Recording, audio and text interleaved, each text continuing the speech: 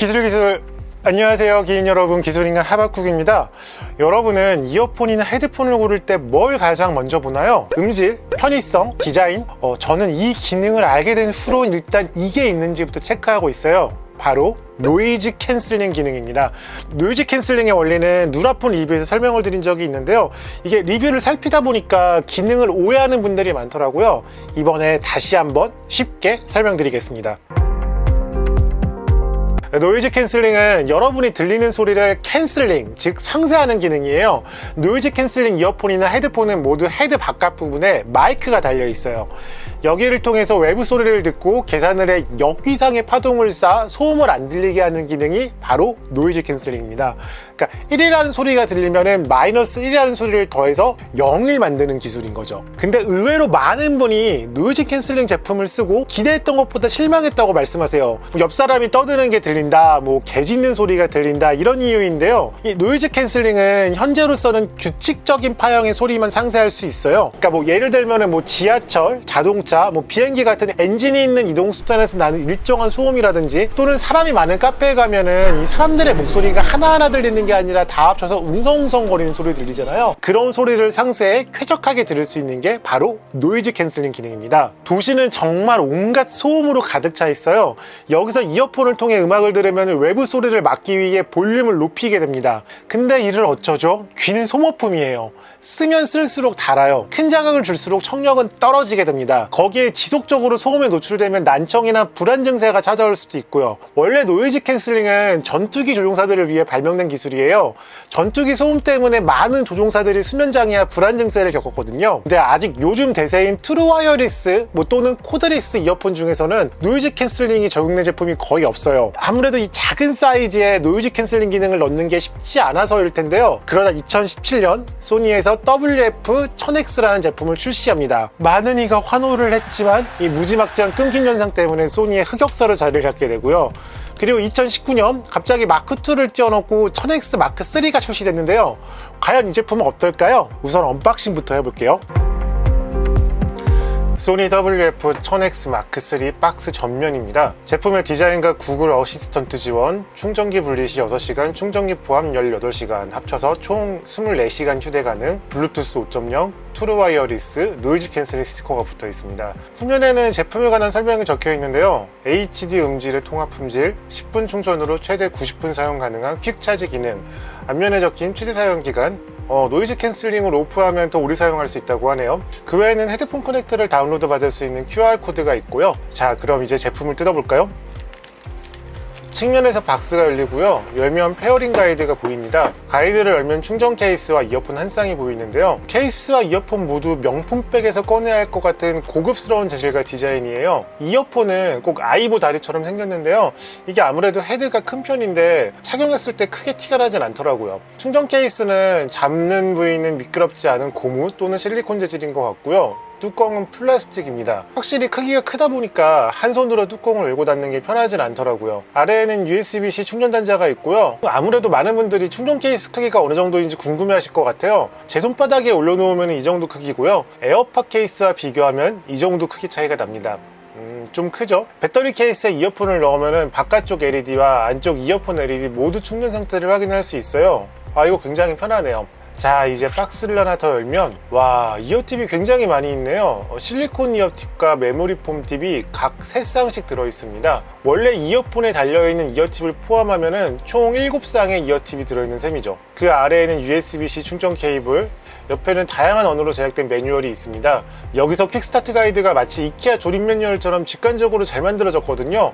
제품 사용하시기 전에 한 번쯤 보는 것도 좋을 것 같네요. 자, 이렇게 언박싱을 마치겠습니다. 소니 1000X 마크3의 기능을 제대로 쓰기 위해서는 소니의 헤드폰 관리 앱인 헤드폰 커넥트 앱이 필요합니다. 아무래도 제품의 크기가 작다 보니까 기기만으로는 컨트롤할 수 없는 기능을 헤드폰 커넥트 앱을 통해 사용할 수 있어요. 하나하나씩 살펴볼까요? 적응형 사운드 제어는 여러분의 상태를 앱이 감지하고 그에 맞춰 노이즈 캔슬링 정도를 직접 조절하는 기능이에요. 노이즈 캔슬링이 정말 편한 기능이지만 일상생활에서 사용하기 위험한 기술이기도 하거든요. 길을 걷다가 근처에 차가 오는데 모를 수도 있잖아요. 적응형 사운드 제어를 켜두면 알아서 여러분이 상황에 맞춰 주변 소리를 들려줍니다. 이 위치 정보를 사용해야 하기 때문에 배터리 소모가 많을 수 있으니 이 점은 유의하시고요. 저는 거의 쓰지 않는 기능이에요. 보시는 것처럼 아직 상태를 제대로 감지 못하는 경우가 있거든요. 주변 소리 제어는 노이즈 캔슬링 상태에서 얼마나 주변 사운드를 들을지 직접 컨트롤할 수 있는 기능이에요. 음성의 집중 모드를 통해 목소리만 잘 들리게 할 수도 있고요. 이 버스나 지하철에서 주변 소음은 차단하고 안내 멘트만 들을 때 굉장히 유용한 기능입니다. 이퀄라이저는 낮은 음과 높은 음의 정도를 조절하는 기능이고요. 기존 이퀄라이저와 좀 다른 거는 클리어 베이스라는 항목이 따로 있어요. 클리어 베이스를 키우면 저음이 깔끔하게 큰 소리를 냅니다. EQ 프리셋으로는 밝음, 신남, 부드러움, 편안함, 보컬, 트래블 부스트, 베이스 부스트, 피치가 있는데요. 저는 마음에 드는 게 없어서 제가 직접 커스텀한 이퀄라이저 프리셋을 쓰고 있습니다. 커스텀 프리셋은 총 2개까지 저장 가능합니다. 음질 모드는 음질 우선과 안정적인 연결 우선 중 하나를 선택할 수 있는 기능입니다. 당연히 안정적인 연결 우선을 선택하면 음질이 조금 떨어지는데 예민하지 않으면 눈치채기 어려울 정도고요. 음질 우선을 선택하면 당연히 안정성이 떨어지겠죠. 근데 저는 이 제품을 내내 음질 모드로만 사용했거든요. 근데 사람이 많은 곳에 가도 끊기는 경우는 거의 없었습니다. 여기에 저는 이 아래에 있는 DSE-HX 모드도 항상 켜고 썼는데요. 이 DSE-HX 모드는 소니에서 개발한 디지털 사운드 인핸스먼트 엔진이에요. 업스케일이라고도 하죠. 영상에서도 낮은 화질을 좋은 화질로 키워주는 기술이 있는데 DSE-HX 역시 압축된 음질의 음원에 손실된 영역을 복구해주는 기술입니다. 직접 비교해보시면 확실히 켜기 전보다 풍성해진 사운드를 느낄 수 있을 거예요. 그 외에는 왼쪽 오른쪽 버튼에 기능 변경이 있는데 구글 어시스턴트를 정말 많이 이용하는 분이 아니라면 대부분 한쪽에는 주변 소리 제어를 한쪽에는 재생 제어를 놓고 쓰시겠죠. 헤드폰 커넥트의 아쉬운 점은 앱을 켤 때 제품과 연결하는데 시간이 좀 걸리는 편이에요. 그리고 가끔 연결이 안 될 때도 있더라고요. 이 소니 카메라 앱도 버전업 되기 전에 스마트폰 연결이 안 돼서 좀 고생을 했었는데요. 앱도 빨리 업데이트 되면 좋겠네요. 기본적인 기능은 제품만으로도 컨트롤 가능하지만 그래도 세부적인 기능을 컨트롤할 때마다 기다려야 돼서 좀 아쉬움이 있더라고요. 자, 그럼 이제 제품을 써볼까요? 우선 페어링을 해볼게요. 제품을 착용하고 양쪽 터치 패널을 7초 동안 누르면 페어링 모드가 됩니다. 이후 디바이스에서 연결을 해주면 되고요. 당연히 멀티 페어링도 지원합니다. 트루 와이어리스 이어폰은 물리적으로 끊김이 발생하지 않을 수 없어요. 가장 안정적이라 불리는 제품도 사람이 많은 곳에 가면 끊깁니다. 저는 이 제품은 한 일주일 정도 집과 밖에서 사용했는데요. 정작 집 밖에서는 끊기는 일이 없었는데 집에서 끊기는 경우가 있었어요. 2.4Hz 주파수를 사용하는데 저희 집에 이 주파수를 사용하는 제품이 좀 많이 있거든요. 그래서 간섭이 있었던 것 같아요. 몇 번 그랬을 뿐 이 경우를 제외하고 끊기는 일은 거의 없었습니다. 노이즈 캔슬링 기능은 솔직히 좀 놀랐어요. 이어폰임에도 불구하고 정말 놀라울 만큼의 성능을 보여줍니다. 이어폰이 헤드폰보다 노이즈 캔슬링 기능이 떨어질 수밖에 없어요. 헤드폰은 귀 전체를 물리적으로 덮지만 이어폰은 귓구멍을 모두 막을 수가 없잖아요. 그래서 1000X 마크 3는 실리콘 팁 4개, 메모리 폼 팁 3개를 제공합니다. 어떤 귓구멍이라도 물리적으로 커버하기 위함이죠. 귀를 막는 건 가장 큰 실리콘 팁이 제일이지만 대신 귀가 좀 아파서 저는 가장 큰 사이즈의 메모리 폼 팁을 사용하는데요. 메모리 폼 팁이 귀를 부담 없이 잘 막아주더라고요.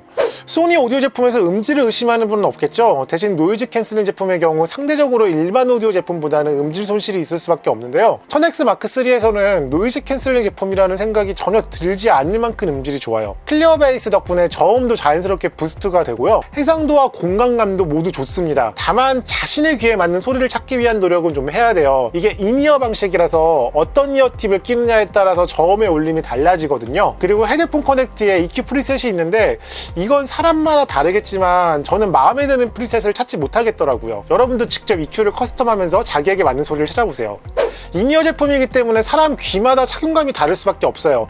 이어팁을 7개나 제공하지만 그래도 안 맞는 사람한테는 안 맞을 테고요. 그리고 제품이 크고 무거운 편이라 이 때문에 피로감이 있을 분도 있을 것 같아요. 가능하면 소니 대리점에서 직접 제품을 착용해보고 자신에게 잘 맞는지 확인해보고 구입하시길 권합니다. 착용 후 이어폰이 귀에 잘 붙어있는 것도 중요하죠.